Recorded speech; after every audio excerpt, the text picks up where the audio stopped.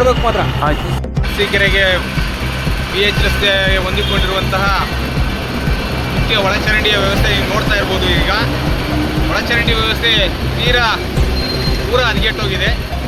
ಮಾರುತಿ ನಗರಕ್ಕೆ ಹೋಗ್ಬೇಕಾದ್ರೆ ಸಿಗುವಂಥ ಒಳಚರಂಡಿ ವ್ಯವಸ್ಥೆ ತುಂಬ ಹಾಳಾಗಿದೆ.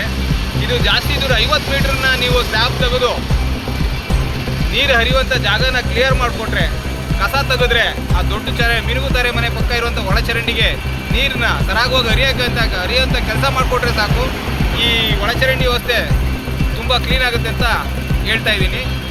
ಈಗ ನಮ್ಮ ಅರಸೀಕೆರೆ ನಗರಸಭೆಯ ಮುಖ್ಯಾಧಿಕಾರಿಯಾದಂಥವ್ರಿಗೆ ಗಮನಕ್ಕೆ ತರಲು ಇದನ್ನ ಇಚ್ಛೆ ಪಡ್ತೇನೆ.